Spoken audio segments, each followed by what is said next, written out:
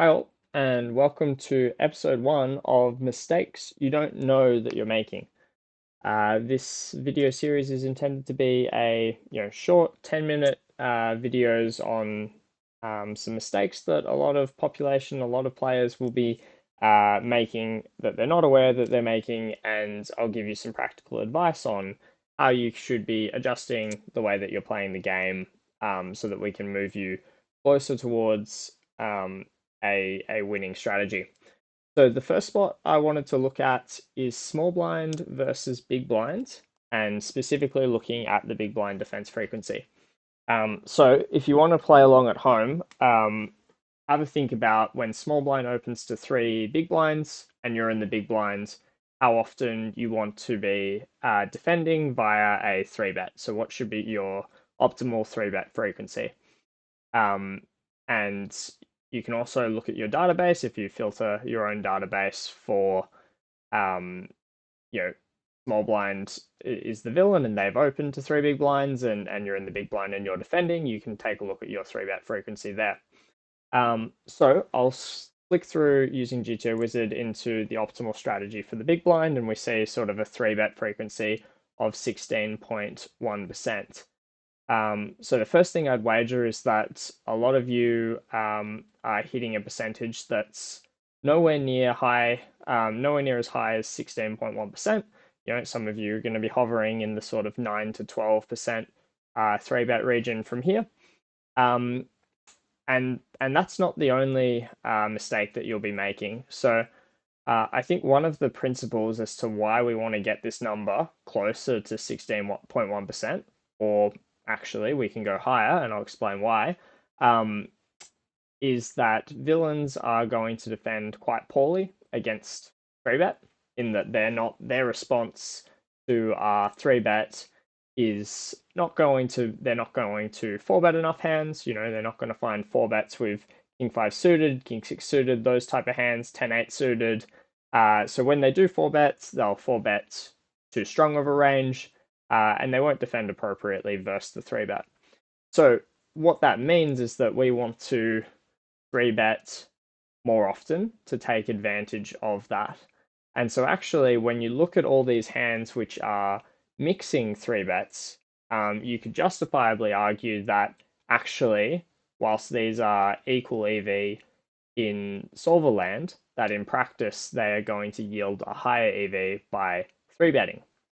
So actually, what I would suggest is that 16.1% 3-bet frequency is on the low end of what we want to be hitting, and that actually we can hit 3-bet frequencies much higher than 16%, particularly if you're playing in anonymous pools like Ignition and you can't be tracked. Obviously, if you're playing in sites where people can use HUDs and track you over time, if they see that you're following a 3-bet frequency much higher than 16%, then you obviously are opening yourself to be counter exploited. So certainly be cognizant of that. But speaking from an Ignition pool perspective, certainly you can achieve 3-bet percentages much higher than 16% and be doing pretty well as a result of it. So some practical advice. How do we hit the right 3-bet frequency here? The first thing I'll say is that most people will be too linear here as well. So you'll 3-bet the hands that are in this top left portion of the region, and you'll 3-bet them all the time. And what most people will do is they'll just forget about all the other things.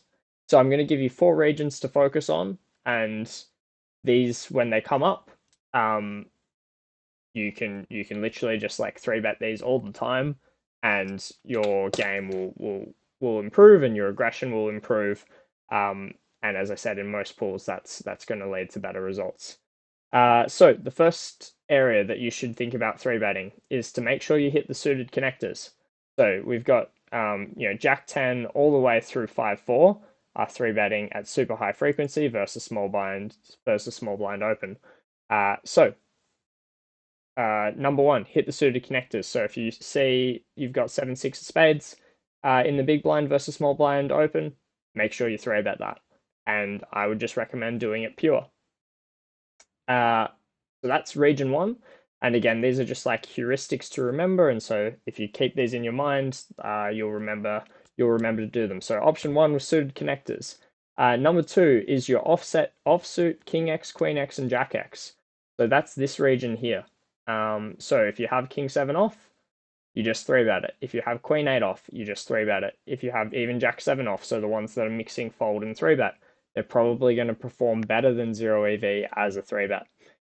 So whenever you get the offsuit varieties of these cards, make sure you 3-bet them. Note that we don't really 3-bet them anywhere near as much in the suited varieties because they have much more playability, and so their EV in the call line is actually quite good, whereas the EV of the offsuit varieties in the call line is really bad. So we're going to rely on additional fold equity from these hands. And so, yeah, typically just like you want to use the lower end of the threshold. So the King 7s, Queen 7, I know Queen 7 isn't 3-betting, but again, I think you can put this in. The EV of 3-betting Queen 7 off is negative 0.01. So by all means, add that into the 3-bet frequency. So this like centered around King 7, Queen 7, Jack 7, and the couple of rungs above and the couple of rungs below for King X and Queen X. Make sure you 3-bet those at a much higher frequency. So that's your second range that I want you to focus on. The third one is the low Ace X. So that is your Ace 3 off, Ace 2 off. When you see these hands, just 3-bet them pure. They're going to perform better as 3-bets than as calls, as I've said. So again, they have like really marginal EV in the call line, but with the blocker with the Ace X and the fact that villains are not going to defend appropriately versus 3-bet, they make for really good 3-betting candidates.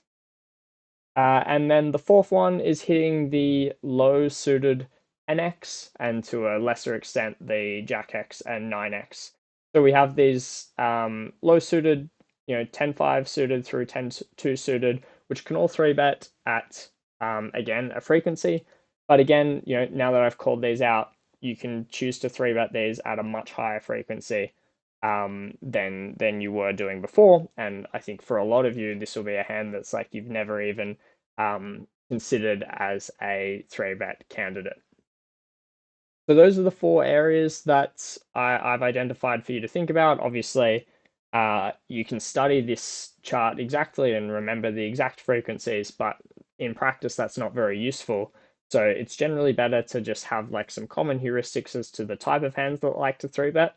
So if you remember these 4 parts of range, in addition to, of course, all of the strong combinations, then that will get you much closer to hitting a 16.1% 3-bet frequency, or as I said, an even higher 3-bet frequency, which you should find is going to improve your aggression, and villains are not going to adapt well versing that 3-bet.